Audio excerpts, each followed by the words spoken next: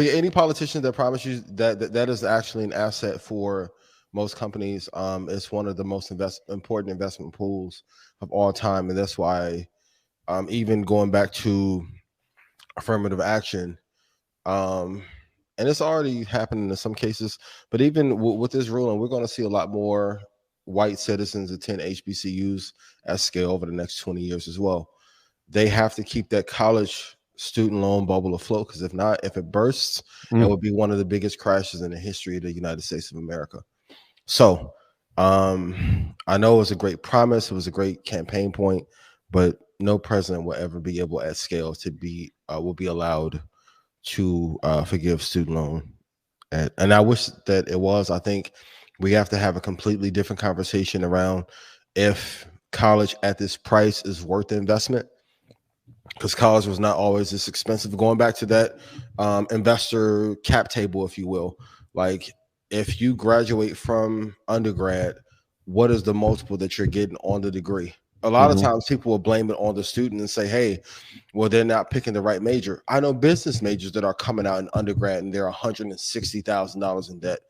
Then you want them to go get an MBA and not have any great prospects. Like, a lot of things in the country need to change, but the reason why the pricing of school keeps going up because it's one of the few monopolies that still exist, that they have legislative power already in place to make sure that those rules don't change, so that tranche of money does not get messed with and that liquidity pool for them does not dry up.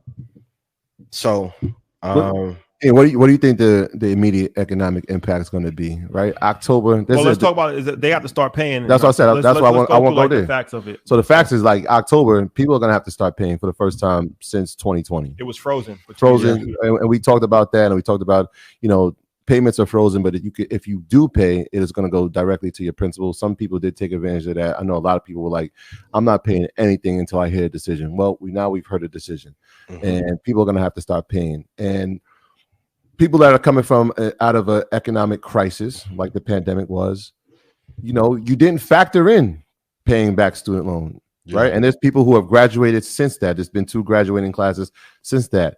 And we know from graduating, 6 months after you graduate, that student loan bill is coming.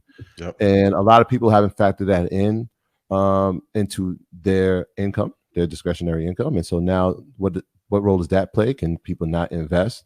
And what things are happening? So one of the things that President Biden has said is that he's putting plans in, right? He saw that it got rejected, but he's putting plans in. One of the things that he announced is that there's going to be a 1-year on-ramp for loan repayments, during which borrowers who miss payments won't be reported to the credit bureaus, placed in default, or referred to debt collection agencies. So that's a 1-year thing that he's putting in place. They're estimating this is going to be over a $200 million loss in the first few months of repayment. 200 million, perhaps. 200 billion, not 200 million, excuse me. $200 billion loss in the first few months of the repayment starting because of people not allocating money for this type of repayment. What's your thoughts on the economic impact that the restart is going to have? It's going to have a huge impact. 2 things, like you can't blame the end user or the person who got the loan because they were promised a bill of goods that is not being delivered to them on the back end. If we're going to be really honest, when they keep saying the job market is stronger than ever, I keep saying where? Talk to people at Meta, talk to people at Google. You guys talk to people. I'm not seeing a proliferation of jobs from 125 to 300,000 becoming readily available. It is not there. This 3-card Monte game that they're playing with a job report is a con. There are no quality jobs. Like, okay, put in chat, yes, if you feel that there are quality jobs in the United States of America right now, or no. Right. And even when you say quality, and that's why when you look at the job report, it's really important to see when they say that the jobs are increasing or it beat estimates, look at where the jobs are. If you look at the number 1 place, usually it's hospitality.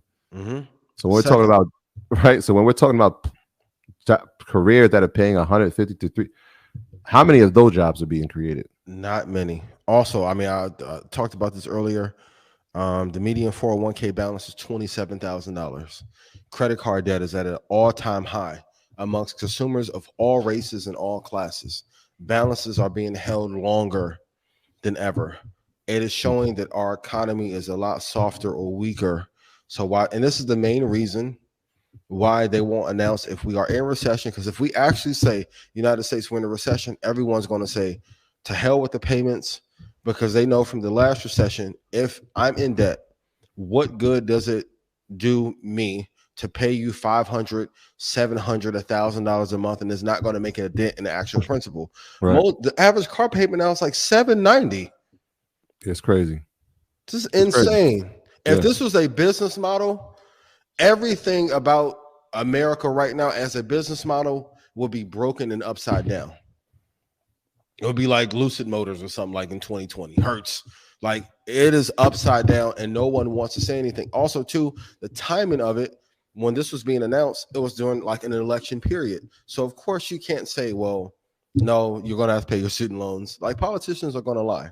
Like the politicians normally are the guy that says whatever they need to get what they need for that one night. Normally, the unfortunate part with these politicians, you have to live with them for 4 years. Yeah.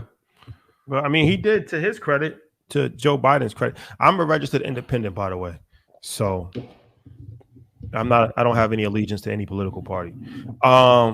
But to Joe Biden's credit, I think he tried to get it through. The court knocked it down. They had it up and running for a few years. I think it would have been in his interest to actually make sure that it was permanent, because that would have definitely helped him on the re-election if he wants to run for president again. Yeah. But this goes back to the court. So Supreme Court Roberts is one of the main reasons that it didn't go through, and the reason when you looked at the some of the facts that they were saying why they didn't pass it was because the impact that it was going to have on the state of Missouri. So most of the people who have student loans, if you ever seen Mohilo, that's one of the student loan repayment centers. The economic impact that it was going to have on them for the long term would have hindered the state GDP of Missouri. And Missouri, the Show Me State? Yeah. Because that's where the loan center is? Yes. People's going to lose jobs? Well, they're going to lose money because they're going to, if you forgive, let's say you forgive $200 billion. Think about what that does to the economy of that state. But what about the economy for millions of people that can't afford their student this loans? This is why I'm saying, like, when you look into it, it's like, yo, damn, that most people never think long term. Yeah, but most people are not even thinking like Missouri was the reason. And this is one of the things that they're saying in the court. And their argument was like, it actually is going to bring more business, right? Because there's over the past 2 to 3 years, a lot of businesses that relied on student loan repayment, like Mohilo's not the only one. They've had to go out of business because there was no repayments. The fact that Mohilo's still in business tells you, like, yo, they can now run a monopoly because they're the last one standing or one of the few standing. Yeah. So now all business goes through them. So these are the type of things that nobody talks about that are happening. Another thing that Biden is trying to do as well, on top of having that 1 year not reporting to the credit bureaus, is that they're lowering the income base. So income base used to be 10% of your discretionary income. They're cutting that down to 5%, which means obviously the more you make, if you're paying 5% as opposed to 10%, there's some cash available to yourself. So that's another one of those things that they're trying to do. Hopefully something gets passed. I have student loan. I was sitting here like, hey, let's see what happens. But I'll do my everyday citizen thing and try to do the right thing when it comes to this. I mean, it comes down, I don't know about the Missouri thing. I think that might just be it comes down to money. It comes down to money. I don't care if it's New York City, Missouri, Alaska, Hawaii. There's billions of dollars that would have been lost if these loans were forgiven. Mm-hmm. So this is banks and institutions, hedge funds and pension funds, everybody that's putting pressure on the politicians, on the judges, everything. Like, look, if you do this, we're gonna lose billions of dollars. Common sense. Nobody wants to lose billions of dollars. Yeah. When billions of dollars are on the line, that's the common sense. Things get moved. But when they have to report, they got to find a reason. Yeah, or you could say anything. Yeah. So this is like literally, this is what they're saying. Yeah. Yeah. Whatever. And who knows how much money they were making on the float of those billions as well. It's so much stuff going on, like on the municipality side too. If any kind of inducements were given out, or let's say, I don't know if this is true, but like say hypothetically, if they're making 3 to 5% off of it per year, and that's keeping another fund up, like you can't just have that money leave a pool and then all of a sudden like those disbursements are not going anywhere. If anyone thinks that billions of dollars is coming into an organization and they'll just put it in the 0% interest account somewhere, it's not fucking happening. It's not happening at Spotify. It's not happening at Netflix, Rumble, nowhere. Rumble. Because if so, you think the ESPN layoffs were a lot. Let that student loan forgiveness had happened. It would have been a list of the top 2. Complex, make that list of who would have got laid off. Y'all want to make a list. The top 20 layoffs. All these lists about the best hip hop group and the best rapper and the best producer and the best breakdancer. Make that list. Start with the top culture vulture list and then work your way down. Can we start with the Black Vultures? I still want to do the Villains and Vultures tour. The Villains and Vultures tour. Hit the like button and share. Shout out to Adam 22. I would never. But shout out to the Russell King. It's like Boogie Nights Part 2. Boy. It's no fun if we all can't share. It's all fun and games when it's in a movie until it's your real life. Listen. Trader and investing has considered. That's a credit default swap for real.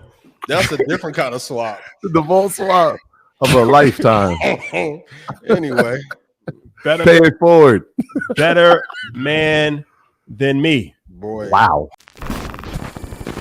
My graduates from my school being Forbes. Bag drop. Bag drop.